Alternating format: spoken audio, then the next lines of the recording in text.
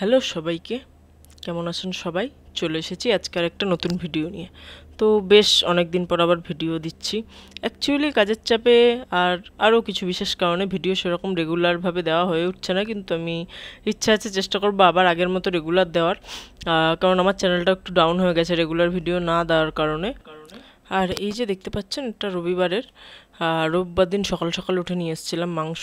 অনেক দিন মাংস খাওয়া হয়নি ঘরে, তো পুজো আচ্চার জন্য বাইরেই যাওয়া হচ্ছিলো আর বেশ কিছুদিন ধরে ভেজি খাওয়া হচ্ছিলো। তো আমি মাংসটা নিয়ে এসে ধুয়ে রেখে যথারীতি লবণ হলুদটা মাখিয়ে রাখছি, কেননা রান্নাটা তো আমি করি না।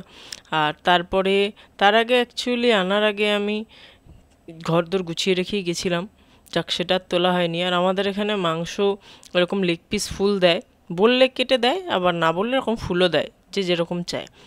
তো আমরা খুব বেশি পরিমাণে আনি না, কারণ দুজন মানুষ আর আমরা বাসি রাখতে চাই না, সেই কারণে অল্পই আনি।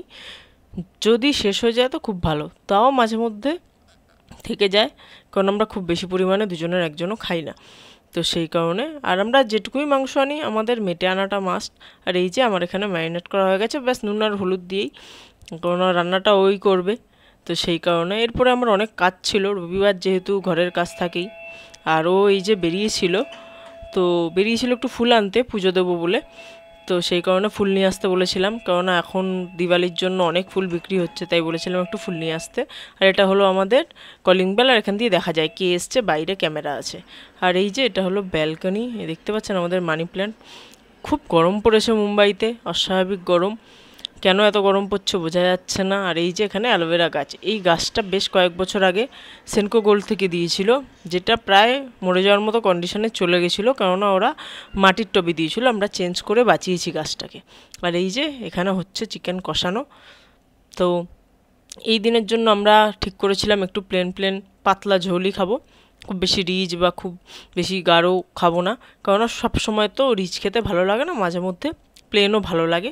তবে আমাদের বানানো, মানে আমার বরের বানানো প্লেন মাংসের ঝোল আর আমার বাড়িতে আমার শাশুড়ি বা মায়ের বানানো মাংসের ঝোলের মধ্যে তফাৎ আছে, অবভিয়াসলি সবার রান্নার তফাৎ থাকে। কিন্তু এখন এটা খেতে খেতে আমার এমন হয়ে গেছে, এটাই সব থেকে বেশি ভালো লাগে। তো যাই হোক, আমি মাংস রান্না করতে পারি না তা না, কিন্তু খুব একটা ভালো যে হয় তা বলবো না। আর আমি স্নান করে এই চলে এসেছি পুজো দিতে, সব জোগাড়পাতি করে আমার প্রায় পুজো দেওয়া হয়েই গেছে। তো ভাবলাম আপনাদের সাথেও একটু শেয়ার করি।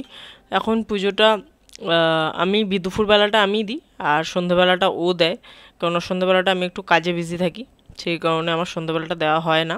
দুপুরবেলাটা চেষ্টা করি, দুপুর বলতে আমি একটু যেহেতু সকাল সকাল কাজে বসি তাড়াতাড়ি, ও একটু লেট করে বসে, তো সেই কারণে আমি সকাল সকালই উঠে স্নান টান করে পুজোটা দিয়ে নিই। তো এটা আমার এখন রোজকারই ডিউটি।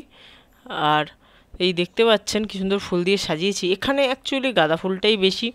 আর আমাদের ওখানে যেটা খুব ভালো লাগে যে বাড়িতেই গাছপালা আছে, গাছ থেকে ফুল তুলে একটা পুজো দেওয়া যায়, এখানে সেই ব্যবস্থা নেই, তাই আমাদের বাধ্য হয়ে বাইরে থেকে ফুল আনতে হয়। আর এখানে ফুলের দাম প্রচণ্ড বেশি, আমরা রীতিমতো বলে বলে নিই। আর মাঝে মধ্যে দু চারটে অন্যরকম ফুল দেয়, আমি ঠিক নাম জানি না, সাদা হলুদ বেগুনি সব একই ফুল কিন্তু কালার আলাদা। কিন্তু এখানে সবথেকে বেশি এই গাঁদা ফুলই বিক্রি হয়, সাদা আর হলুদ। আমাদের ওখানে যেমন ভ্যারাইটিস ফুল হয়, এখানে অত ভ্যারাইটিস ফুল বিক্রি হয় না পুজোর জন্য। তো যাই হোক, এখানে যেহেতু গাছ নেই, আমাদের কিনে এনেই পুজো করতে হয়, কিছু করার নেই। আর বাড়ির কথা খুব মনে পড়ে।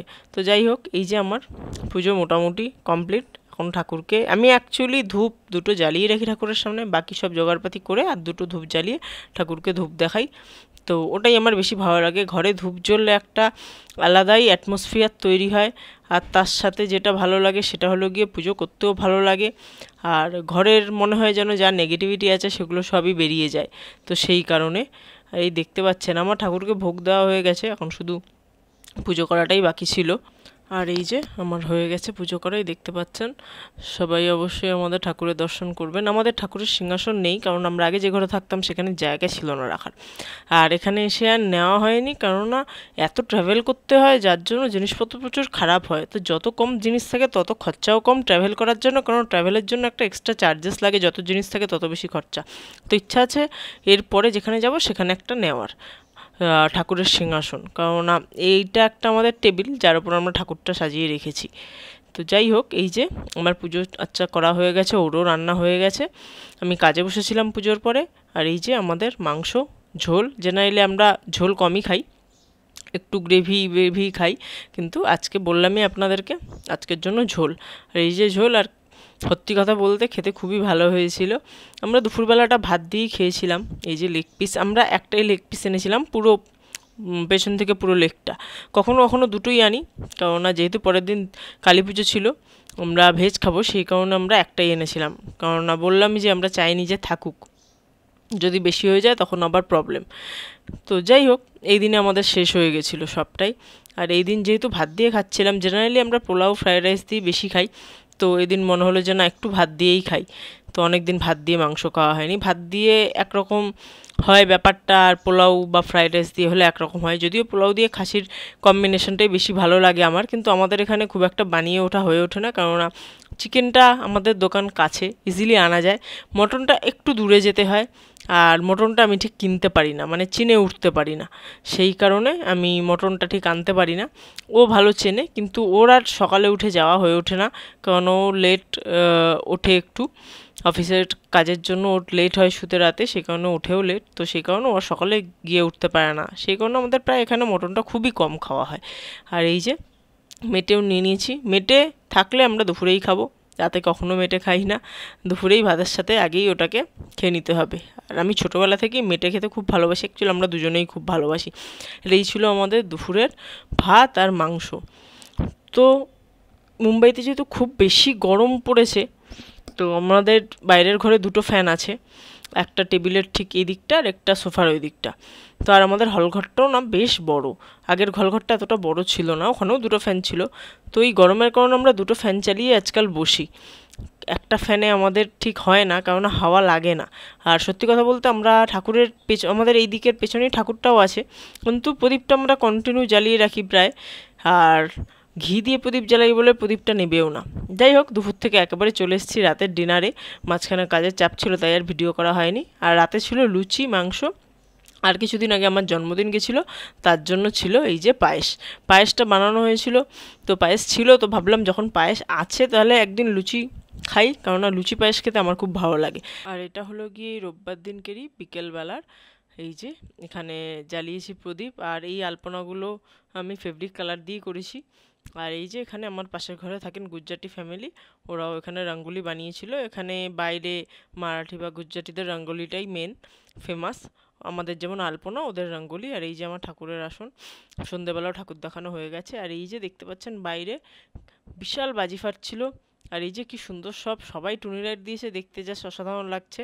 আমাদের লাগানো আজ হয়ে ওঠেনি, আমরা অ্যাকচুয়ালি এটা সোমবার দিনকে থেকে লাগিয়েছিলাম রোববার রাতে, সোমবার থেকে জ্বালিয়েছিলাম। এই দেখতে পাচ্ছেন কি সুন্দর দেখতে লাগছে, জাস্ট অসাধারণ লাগছে দেখতে।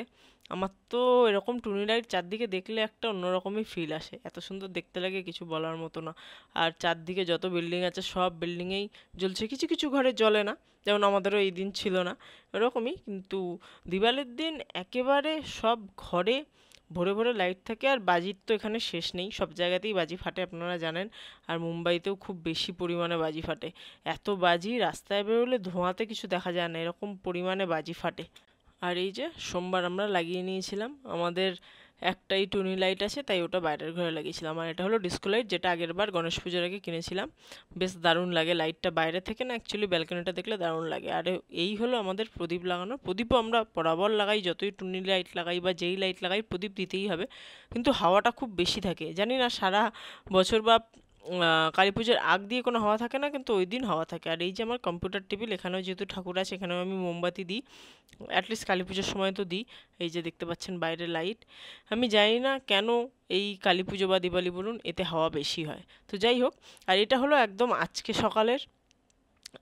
সকালে এটা আমাদের পাশের ঘরে দিয়েছে, কেননা এখানে গুজরাটিদের আজকে নতুন বছর, নিউ ইয়ার, তো ওদের ভাষায় কী বলে আমি ঠিক বলতে পারবো না, সেই কারণে পাশের ঘরের যিনি থাকেন, যিনি বউ আছেন, ভাবি, আমরা ভাবি বলি, উনি এই রঙ্গোলিগুলো বানিয়েছেন, কি সুন্দর বানিয়েছেন, গতকাল রাত্রে বসে বানিয়েছেন, জাস্ট আমার তো দারুণ লেগেছে। আর আপনাদের কেমন লাগলো আজকের আমার এই 3-4 দিনের ভিডিও অবশ্যই জানাবেন কিন্তু। সবাইকে টাটা।